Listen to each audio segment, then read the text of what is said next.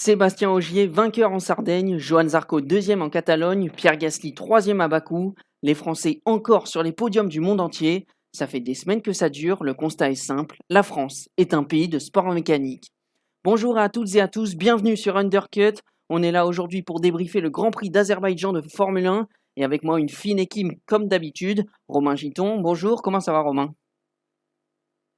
Bonjour Alexandre, bonjour Antoine, bonjour à tous. C'est bien un plaisir d'être là. Comme tu l'as dit, on a eu un grand week-end de cocorico dans tous les sens, donc ça ne peut qu'aller bien. Et comme tu l'as dit, nous avons aussi Antoine Péquet avec nous. Salut Antoine, comment ça va? Eh ben, écoutez, ça va très bien. Très content d'être avec vous pour cette nouvelle émission d'Undercut. Content aussi de débriefer un Grand Prix d'Azerbaïdjan qui a été magnifique et qui nous a laissé saliver pendant les 51 tours de cette course. Hein. Eh oui, on va revenir sur ce Grand Prix de Bakou, un Grand Prix remporté par la Red Bull de Sergio Pérez devant l'étonnant Sébastien Vettel et Pierre Gasly. Charles Leclerc est au pied du podium devant Lando Norris. Fernando Alonso est sixième, on va en revenir plus tard, t'inquiète pas Antoine, on aura un petit mot pour Nando.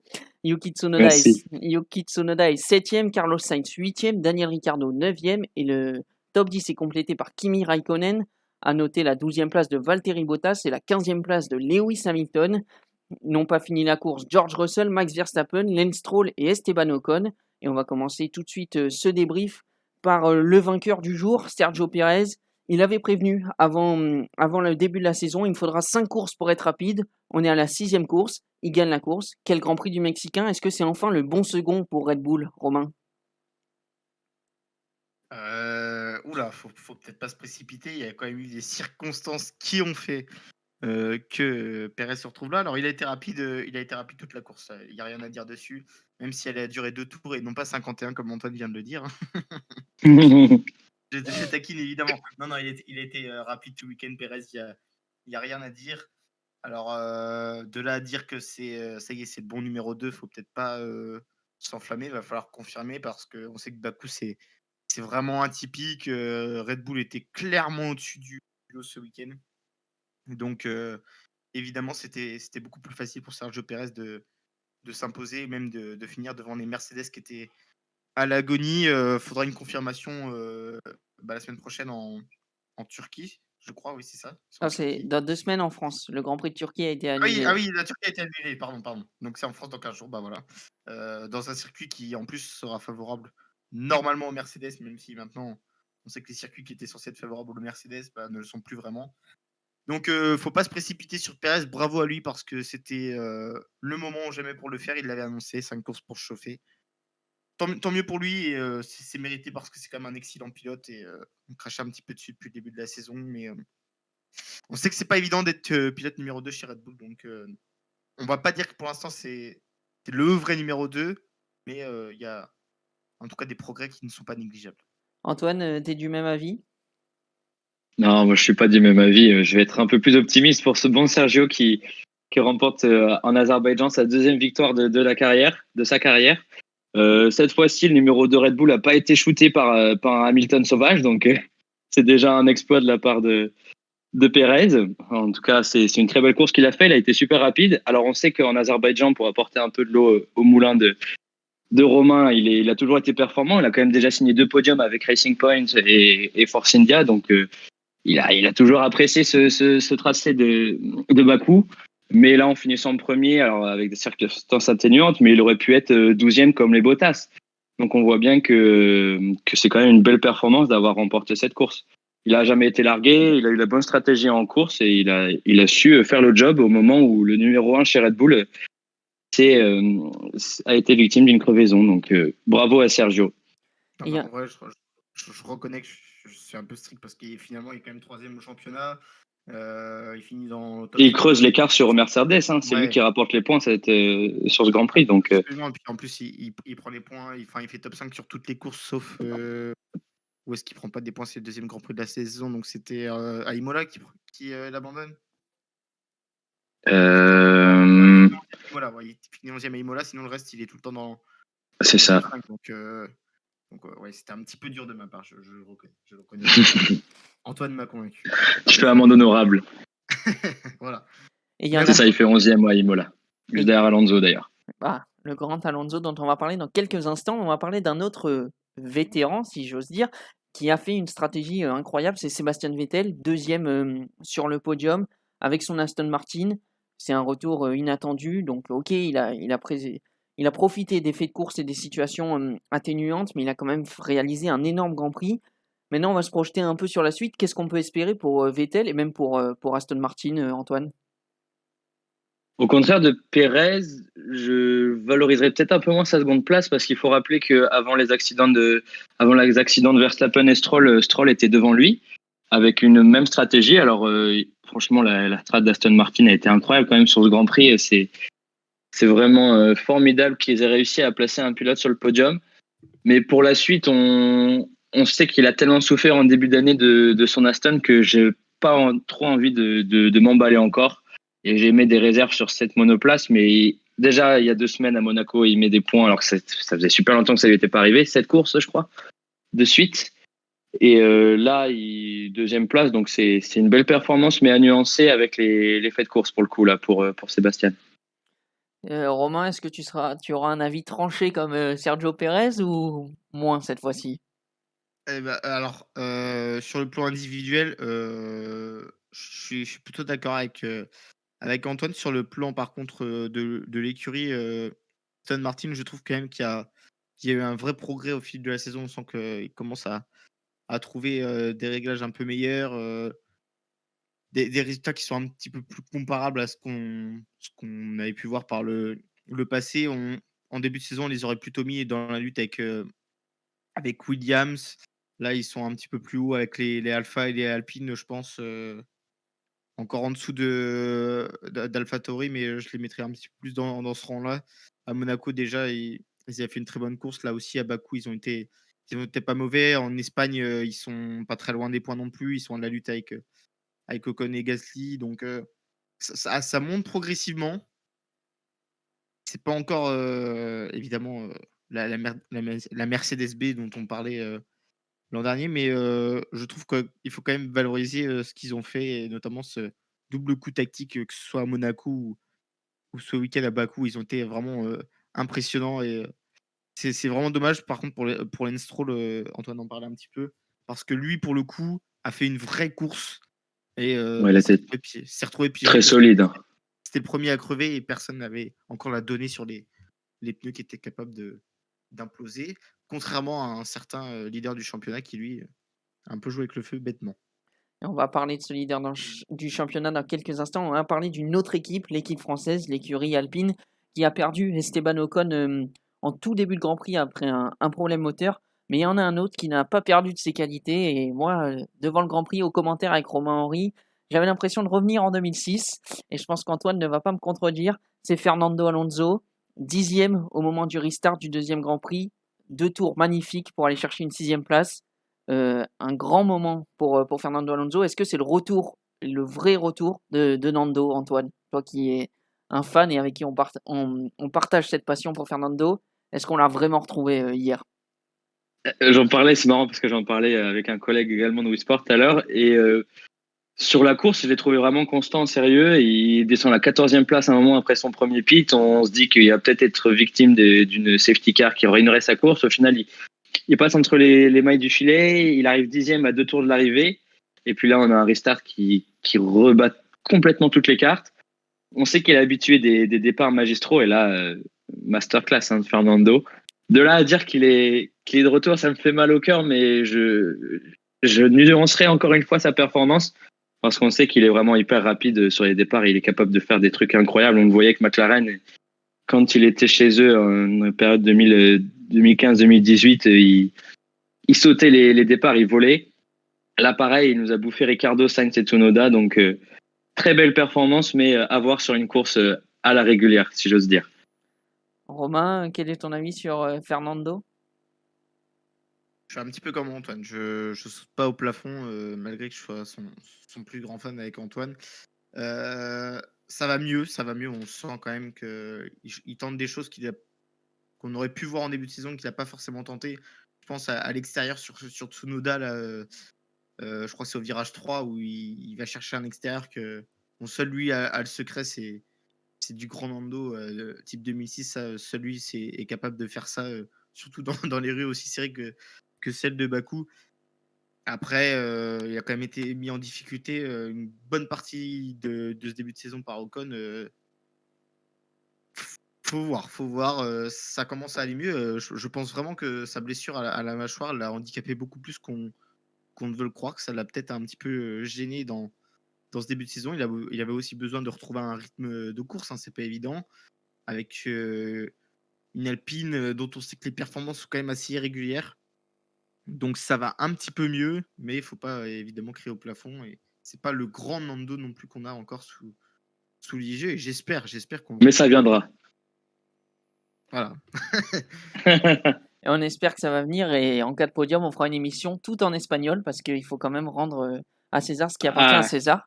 Et donc là, claro que si. on rendra ce qu'il y a à Fernando Alonso. Mais là, on va parler d'un sujet un peu moins joyeux. Les pneus Pirelli. Ça fait beaucoup jaser depuis hier. On a vécu un Grand Prix, on peut le dire, un choc quand on voit les deux gros accidents. Les pneus Pirelli, c'est pas la première fois qu'ils sont mis en cause. Je pense que vous vous souvenez tous de ce somptueux Grand Prix du 70e anniversaire.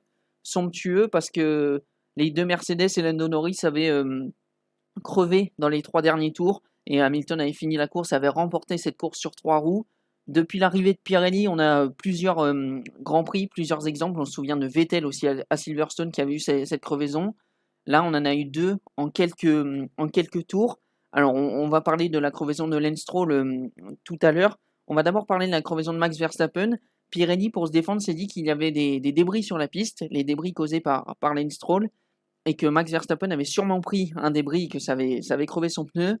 Est-ce que c'est une défense valable selon vous ou c'est vraiment ils n'ont pas d'argument et ils choisissent le premier qui leur vient à l'esprit, Romain? Il n'y a pas pire défense que celle qu'a eu Pirelli hier, je trouve. Alors, c'est possible, hein, c'est possible. Je dis pas que c'est impossible. En fait, il y a 2 choses. Il y a est-ce que Pirelli doit être remis en cause ou est-ce qu'on oublie un petit peu trop vite l'avant de Pirelli? Parce que les problèmes de pneus, il y en a toujours eu. C'est quand même l'incident de base qui a causé le cataclysme d'Indianapolis il y a 15 ans de ça. On en a vu des centaines et des centaines de crevaisons en course, de crevaisons lentes pour des pneus usés. Faut pas non plus dire bon, alors certes Pirelli est certainement moins qualitatif que l'a été Michelin et Bridgestone dans les années 2000, je veux bien le croire, mais qu'on leur tombe dessus comme ça, ils avaient quand même averti que faire plus de 30 tours en hard ce sera un petit peu chaud. Verstappen qui après 30 tours en hard continue à taper comme un bourrin dedans. Bon, moi j'ai envie de dire que c'est quand même une grosse faute de la part de Red Bull. Il y a 4 secondes d'avance au moment où il tape. Jamais il doit continuer à claquer des meilleurs tours comme ça. Il avait juste à gérer, il restait 5 tours. Je pense que la différence était faite. En plus, avec Perez qui le couvrait d'Hamilton, c'était course gagnée. Donc ça, c'est vraiment une erreur de débutant. Et puis Lance Stroll, c'est pareil, il avait déjà plus de 30 tours. Moi, je pense que les équipes ont un peu voulu jouer avec le feu. Pirelli avait quand même appliqué des recommandations. Après, si personne n'écoute les recommandations, évidemment, au bout d'un moment, ça craque. En Silverstone, il y avait un vrai problème. Je pense que Pirelli n'était pas prêt au resurfaçage. Ça arrive. Faut pas non plus mettre la faute à 100% sur Pirelli, je pense, ce week-end. Je sais pas ce que vous en pensez, vous, mais je suis plus mesuré, du moins. Alors Antoine, est-ce que toi aussi tu travailles chez Pirelli et tu défends la marque?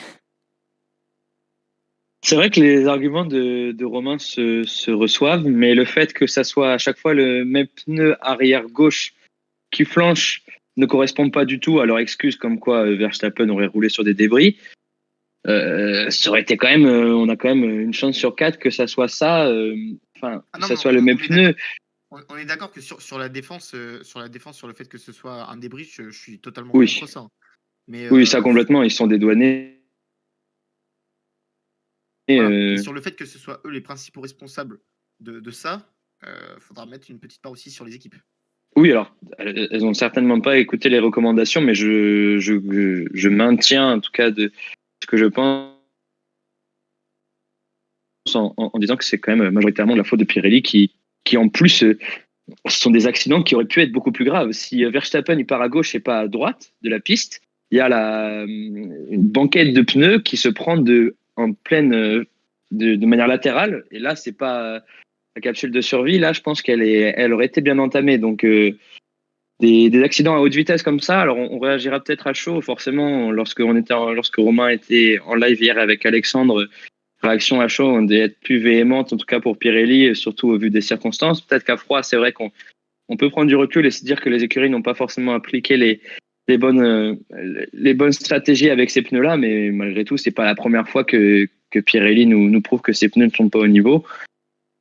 Et là, avoir 2 accidents coup sur coup avec le même pneu arrière gauche qui flanche, je trouve ça un peu très limite. La ligne rouge est pas loin d'être dépassée. Oui, c'est Là où vrai que Pirelli, je pense, hier, on était avec Romain un petit peu, on a réagi à chaud, on était un peu dépassé par ce qui se passait parce qu'on trouvait ça choquant et on avait peur pour les pilotes, faut le dire. Après, est-ce qu'aujourd'hui, c'est vraiment la faute de Pirelli? Pour moi, en partie, oui. J'entends tes arguments, Romain, et je suis d'accord avec toi, hein. Les équipes doivent respecter les recommandations, mais c'est pas parce que tu fais 5 tours de plus sur une gomme hard qu'elle doit exploser. Après, non, mais tu voulais parler, donc là où je pense que Pirelli a fait une grosse erreur, c'est d'amener les 3 gammes les plus tendres à Oui. Bakou. Ouais, ça c'était une grosse erreur. Ouais, on savait très bien que les pneus à Bakou, c'était quand même. Enfin, ils se faisaient manger par la piste qui est assez abrasive, voire très abrasive à Bakou, notamment dans la ligne droite. Quand on voit en plus les 2 accidents, c'est là qu'ils interviennent et c'est pas un hasard. Je pense qu'une gamme de pneus au-dessus aurait été bien plus raisonnable et aurait peut-être permis un spectacle encore plus intéressant avec peut-être un peu plus de stratégie. On a quasiment pas vu les médiums. On a quasiment pas vu les médiums de la course. Je crois qu'il y a 2 ou 3 pilotes seulement qui ont utilisé les médiums au départ. Je crois que c'est les 2 As en plus. Donc, ouais, je pense qu'il y a Ils sont eu encore en essai hivernaux, les As, je crois. Ouais, c'est pas faux. Non, mais il faudrait peut-être réaliser un peu plus de tests sur les pneus dans différents circuits et pas seulement faire des tests hivernaux. Je sais pas combien ils en réalisent Pirelli par saison. Il y en a parfois, hein, il y a un pilote sur Ouais, chaque ouais. Grand Prix qui le fait. Est-ce que c'est vraiment suffisant? Faudrait vraiment Mais il faire teste les gommes 2022, il teste les 18 pouces. ouais, Il faudrait teste faire plus les gommes de cette année-là. des vraies séances de roulage parce que franchement, même les faire essayer peut-être par des formules de promotion. Je sais pas, les F2 et les F3. Sur des séances d'essai libre, on leur impose de, je sais pas, mettre une gamme plus dure ou une gamme plus tendre que la F1, voir comment ça réagit. C'est vrai qu'il Et on pourrait faire dit, ça. Ouais. ouais, je sais pas trop comment ça fonctionne, comment la FIA peut arranger ça, mais là pour le coup, ils se sont trompés dans le choix en tout cas de la gamme à utiliser ce week-end. Et les équipes n'ont pas su s'en adapter non plus de leur côté. eh bien, on verra comment réagit Pirelli après ce week-end compliqué pour eux. On va passer sur une autre équipe dont j'avais pas trop envie de parler, mais on est obligé parce que c'est comme ça arrive aussi les mauvais week-ends, c'est Mercedes. Ils sont en plein doute. On a cru avoir un miracle avec Lewis Hamilton qui était s'en aller remporter le Grand Prix ou au moins monter sur le podium et reprendre à Max Verstappen le leadership du classement du championnat. C'est pas arrivé à cause d'un problème sur un bouton qui a endommagé les freins de Lewis Hamilton. Il répartit tous les freins sur l'avant. Mais voilà, le week-end de Mercedes, hormis cette erreur d'Hamilton, était catastrophique. Bottas qui s'élance 10e en qualification, qui termine au-delà du top 10. Messieurs, qu'est-ce qui se passe tout simplement chez l'écurie allemande, Romain? Ouais, on reconnaît plus Mercedes, mais que s'est-il passé cet hiver? Pas cet hiver, ou du moins ça a commencé cet hiver, mais je pense que Red Bull a quand même foutu la zizanie dans l'écurie Mercedes. Et je pense vraiment que maintenant il y a une vraie tension dans l'équipe. Il y a tellement de personnes du staff de Mercedes qui ont été abordées, de rumeurs autour d'Hamilton, de Bottas, de la voiture qui fonctionne un petit peu moins bien. Il y a un climat autour de Mercedes qui, je pense, commence à peser aussi sur les performances. Hamilton, grosse erreur quand même hier. On l'a vu tout de suite, hein, dès la mise en grille, les freins, c'est même un miracle que la voiture n'ait pas pris feu. On l'a senti tout de suite qu'au premier virage, ça allait pas pouvoir se passer. Bottas, malheureusement, je pense aussi que cette année, la deuxième Mercedes, et c'est un petit peu à l'image de la deuxième Red Bull, c'est que elle a pas du tout les mêmes performances que la première. Je pense vraiment pas que cette année Bottas ait la même voiture, du moins pour les réglages de course. Peut-être qu'en qualif, elle peut encore rivaliser, mais sur le rythme de course, c'est pas possible. Il y a forcément quelque chose qui va pas. On a vu le train arrière de la Mercedes qui glissait quasiment dans chaque virage. Je comprends pas. Je comprends pas comment Mercedes a pu. Alors, ils se sont peut-être trouvés un petit peu cet hiver aussi dans le choix du design de la voiture avec l'empattement super long. Hein. La voiture la plus large du paddock. C'était peut-être pas la bonne solution finalement. Mais c'est vrai que je pense vraiment que Red Bull a réussi son coup et a mis un peu la zizanie dans l'écurie Mercedes. Moi, je pense que c'est aussi une voiture qui est peut-être moins compétitive cette année et que quand on a Lewis Hamilton au volant, bah, elle fait des miracles. On le voit, sa deuxième place en qualification. Je sais pas vous, mais moi, j'avais déjà du mal à me dire est-ce qu'ils vont passer la Q2 au vu de leurs essais libres. Il faut être honnête. Et déjà, quand ils sont arrivés en Q3, c'était déjà plutôt bien pour eux. Puis Hamilton qui nous sort un tour génialissime.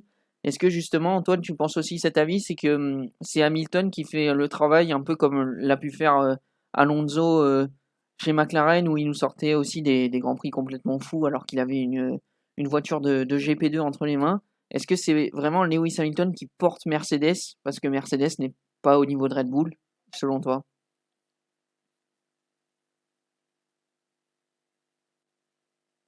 C'est difficile à dire. Je pense que déjà Red Bull est rentré dans la tête de Mercedes. Et ça, c'était pas arrivé depuis 2015 ou 2016 chez Mercedes, qui a une rigueur, la rigueur allemande assez incroyable. Toto Wolff, on le sent complètement déchiré avec Bottas. Il n'y a plus aucune union. D'ailleurs, il l'avait dit à Monaco, hein, Bottas qui maintenant il roulerait pour lui et plus pour Mercedes. Donc ça, pour moi, c'est un signe que dans tous les cas, il sera plus l'année prochaine. Et s'il continue comme ça, je suis même pas sûr qu'il finisse la saison avec Mercedes, qui me ferait d'ailleurs gagner un pari.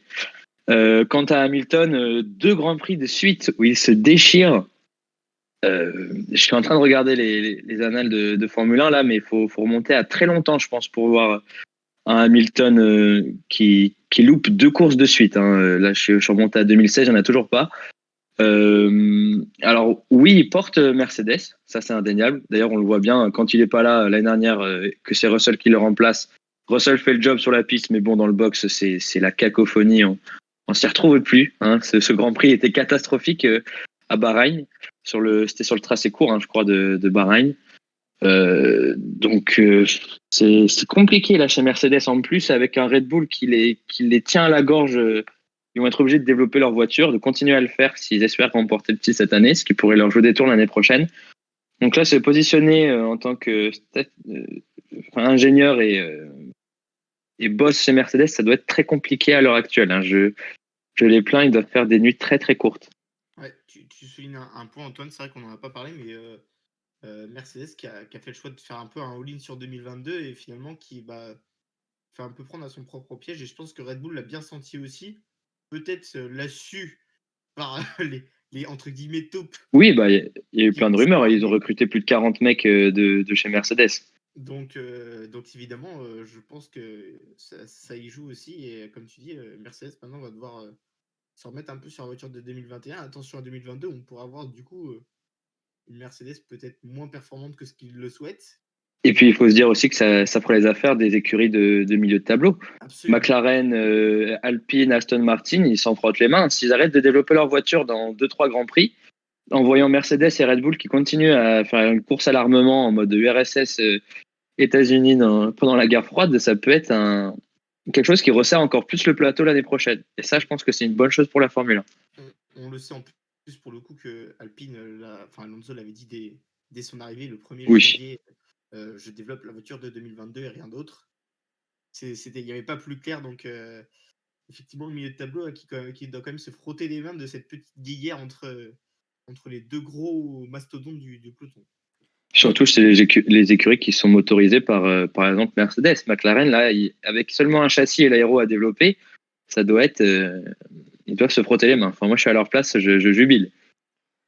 Eh bien, en attendant de voir qui de Mercedes ou de Red Bull remportera le titre constructeur, parce que le championnat est très serré, on va parler du troisième homme sur le podium. C'est Pierre Gasly Pierre Gasly au bon endroit, au bon moment, j'ai envie de dire un peu comme d'habitude, que ça soit à Monza, que ça soit au Brésil en 2019, pardon, que ça soit à Bahreïn en 2018, où dès son 3 ou 4e Grand Prix, il avait fait 4e avec Toro Rosso. Pierre Gasly, c'est l'homme des grands moments. Est-ce que AlphaTauri, il peut pas rêver d'un top 5 au championnat quand on a un pilote comme Gasly, plus un pilote comme Tsunoda qui est en train d'émerger et de venir à son niveau de F2, Antoine? Pour l'instant, c'est vrai qu'ils sont 5e, 39 points, 2 points devant Aston Martin. AlphaTauri, en tout cas, est dans la lutte. L'Alpine est d'ailleurs un peu plus loin et 7e avec 25 points. Je pense qu'AlphaTauri peut décemment viser le top 5. Top 5 ou top 6 en tout cas, donc ça se battra avec Aston Martin, McLaren étant déjà beaucoup trop loin. Mais c'est vrai qu'avec un Gasly hyper constant et hyper intelligent dans ses courses, on peut espérer qu'AlphaTauri se maintienne comme ça. Moi, ce qui me chagrinerait un peu plus, c'est qu'il fait des 3e places, des 2e places, des victoires, une victoire à Monza. Mais j'ai presque l'impression qu'il fait ça dans le vent, dans le sens où je sais même pas où est-ce qu'il pourrait passer l'année prochaine pour avoir une voiture plus compétitive. Et c'est ça qui m'inquiète un peu pour Gasly dans le futur. C'est qu'il prouve qu'il a largement sa place dans une top team en Formule 1, mais que personne n'est apte à lui offrir un baquet. Et c'est ça qui m'agace un peu lorsqu'on le voit aussi fort tout au long de la saison. Alors, il y a des rumeurs qui sont sorties aujourd'hui qu'il enverrait vers Mercedes. Un duo Gasly-Russell ou Gasly-Hamilton, on n'ose pas imaginer, on n'en est pas encore là. Romain, toi, AlphaTauri, donc on a dit top 5 accessible, plus haut, top 4, top 3, soyons fous, à la place de Ferrari ou de McLaren, parce qu'on a vu des Ferrari mieux depuis 2 Grands Prix, des McLaren un petit peu décevantes. Qu'est-ce que peut viser AlphaTauri selon toi? Moi, je pense qu'AlphaTauri va être seul 5e, mais vraiment va être le ventre mou de ce peloton. La voiture est clairement au-dessus de l'Aston Martin et de l'Alpine. Ils ont perdu pas mal de points bêtement dans les premières courses de la saison, notamment Surtout Gasly. Ouais, qui a eu pas mal de soucis un peu bêtes qui lui ont coûté de nombreux points. Après, attention, parce que l'ami Yuki Tsunoda, je le trouve très très très très nerveux. À la radio, ouais. Hier, il a quand même franchi une limite qui, je pense, va faire un petit peu grincer des dents dans le clan Red Bull. Il faudrait pas que ça nuise un petit peu au développement de cette équipe AlphaTauri qui a fait vraiment une saison inespérée. Je pense pas qu'on attendait l'AlphaTauri 5e. La voiture est super bien développée. En ligne droite, c'est vraiment un missile. Je pense que c'est clairement la voiture la plus rapide en ligne droite cette année. Et alors à Bakou, hier, ils ont dû se faire plaisir avec Gasly et Tsunoda et leur classement n'est d'ailleurs pas étonnant du tout avec cette 3e et cette 7e place. Et puis derrière, Aston Martin, pour l'instant, on l'a dit, ça commence à aller mieux, mais c'est encore loin. Alpine, c'est tellement irrégulier. Puis le trio infernal en bas, de toute façon, ne pourra pas revenir. Et l'écart est tellement grand déjà avec Ferrari et McLaren que je vois pas comment ils peuvent aller chercher plus haut. Donc pour moi, ce sera top 5, mais vraiment avec de la marge. Ils vont peut-être très rapidement être sécurisés top 5 et pouvoir justement tranquillement se diriger vers 2022 avec un développement de voiture intéressant.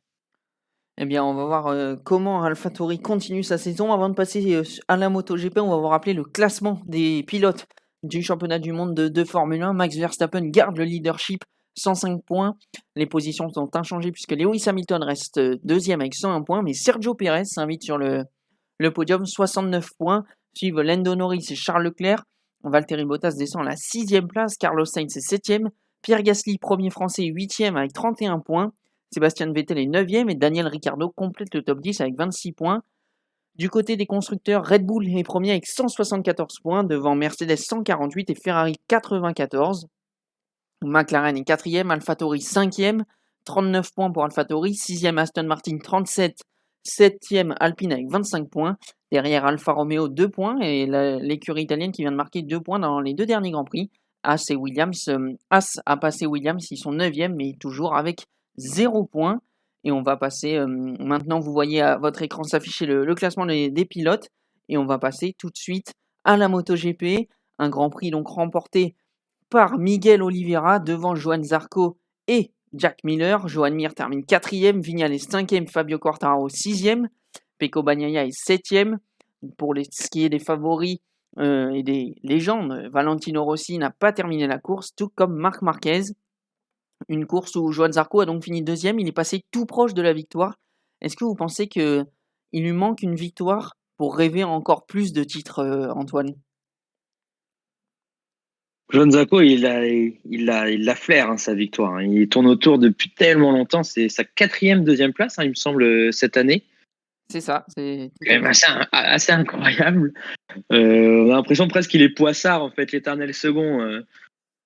C'est rageant, c'est frustrant pour lui. Là, il était tellement proche de Oliveira, il lui manquait peut-être 2 ou 3 tours. Mais je suis convaincu que cette année, il l'aura. En tout cas, ça, c'est sûr. Pour le général, j'ai peur que ça soit un peu plus compliqué. Miller, il est quand même très en forme sur sa Ducati. Quartararo est hyper régulier et il est clairement le leader chez Yamaha, n'en déplaise à certains. Et puis, il y a tellement d'homogénéité sur ce championnat que ça pourrait être difficile, je pense, pour Zarco cette année. Pourquoi pas l'année prochaine? Il vient de prolonger d'ailleurs en marge de ce Grand Prix de Catalogne avec Pramac d'une année au moins. Donc peut-être l'année prochaine, on ne sait pas. Hein. On voit que la Ducati est bonne. Pourquoi pas encore l'améliorer pour l'année prochaine? Mais cette année, je vois mal le championnat échapper à Quartararo. C'est tôt pour le dire, mais je l'assume. Romain, Johann Zarco, le titre, et après tu auras un droit de réponse sur Fabio Quartararo, qui est le numéro 1 chez Yamaha, si tu le souhaites, et si tu penses que cette idée est fausse. Je vois où vous voulez en venir. Je n'en parlerai pas. Je n'en parlerai pas aujourd'hui.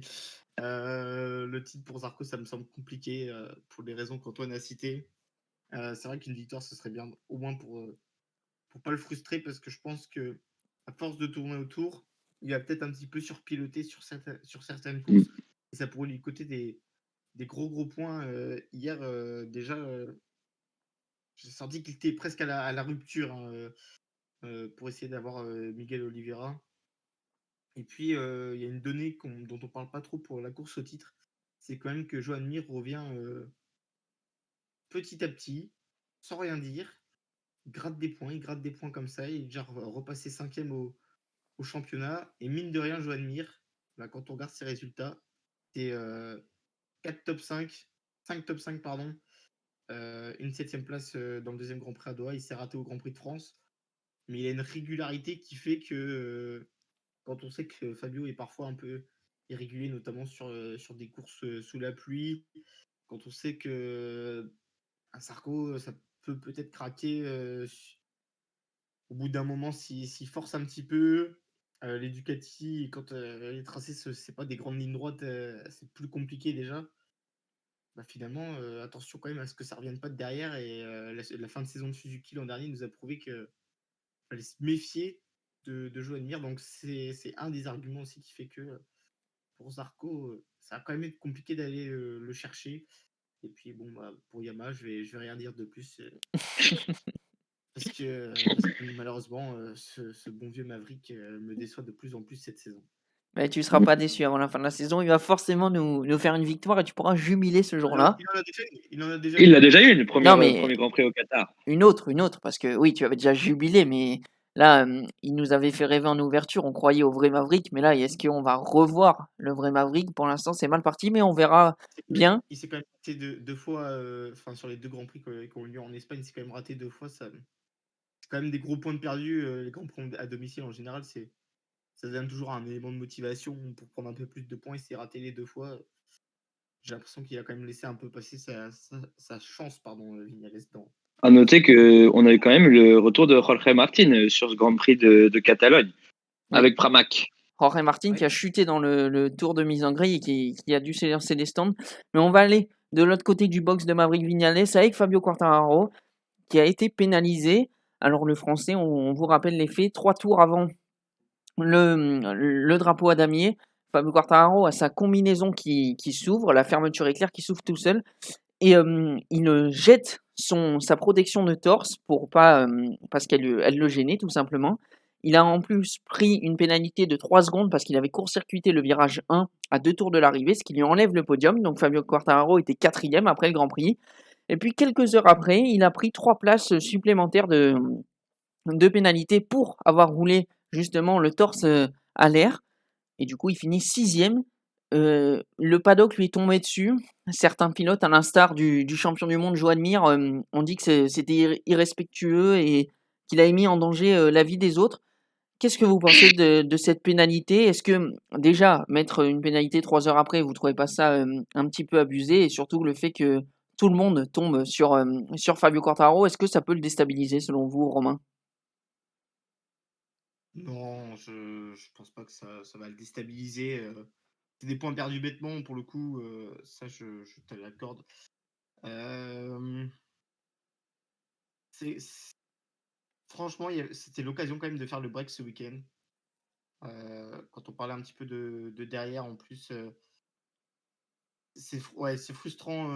C'est peut-être frustrant pour lui, parce qu'il y avait vraiment l'occasion de faire le break. Mais est-ce que ça va le gêner? Je suis pas sûr. Il est quand même tellement au-dessus cette saison, tellement en confiance. Ouais, non, pour le coup, j'arrive pas trop à me faire un avis, mais je pense pas que ça va le gêner. Il est quand même destiné à aller chercher ce titre cette saison, Fabio. Et je croise les doigts pour qu'il ne craque pas comme la saison dernière, quoi. Antoine, l'a déstabilisé Fabio Quartararo. On l'a vu sur les réseaux sociaux, je sais pas si vous l'avez vu, mais il s'est un peu amusé J'allais le dire, ouais. de ces gens Il s'est bien moqué. il s'est bien moqué de ces gens qui parlent dans son dos. Aujourd'hui, je sais pas si vous venez de voir, mais il vient de poster une photo sur Instagram où il est en caleçon sur sa moto. Il a Oui. dit aujourd'hui, personne ne m'a rien dit. Il faisait faire référence, bien sûr, parce que il y avait des tests de pneus aujourd'hui sur le circuit de Catalogne. La pénalité de Fabio Quartararo, elle est injuste selon toi, Antoine?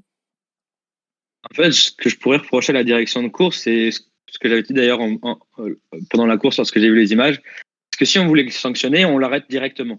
Parce que oui, effectivement, c'est dangereux de voir un pilote torse nu, s'il se vautre, il peut très bien se s'érafler complètement, s'ouvrir, enfin, ça peut finir en boucherie. Bref, s'il avait dû être sanctionné pour ça, ça aurait dû être pendant la course. C'est complètement illogique de laisser finir la course pour ensuite le sanctionner 3 heures plus tard parce qu'il avait la, la jaquette ouverte, si je puis dire, s'il avait la combinaison ouverte.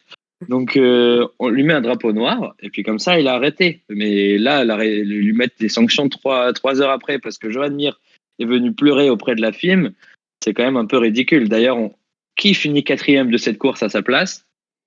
C'est le pilote Suzuki. Donc, moi, j'ai l'impression que c'est un peu... Il y a eu quelques pressions de part et d'autre. Et des pressions qui sont aussi légitimes pour Joan Mir, qui, comme tu as dit, remonte, qui est 4e et du coup qui remonte au classement général. On va vous donner le classement général avant de vous quitter. Fabio Quartararo est leader toujours malgré son week-end compliqué du coup et un peu dommage alors qu'il était vraiment en dedans. 115 points pour le pilote Yamaha. Deuxième, Johan Zarco, 101 points. Troisième, Jack Miller, 90 points. Pecco Bagnaia est 4e avec 88 points. Joan Mir, 5e, 78 points. 6e, Maverick Viñales, 75 points. Pas encore si loin, Maverick Viñales. 7e, Miguel Oliveira, 54 points, qui revient comme un boulet de canon. Aleix Espargaro, 8e. Brad Binder, 9e. Et Franco Morbidelli, 10e. C'est l'heure de vous quitter, malheureusement. On a eu un très bon débat. Merci, messieurs, pour cette émission. On a parlé de moto, de Formule 1. On se retrouve dans 2 semaines, chez nous, à domicile, au Grand Prix du Castellet de Formule 1. D'ici là, portez-vous bien et à bientôt sur les ondes de Wii Sport avec l'Euro qui commence et la fin de Roland Garros. Bonne soirée à tous, à bientôt.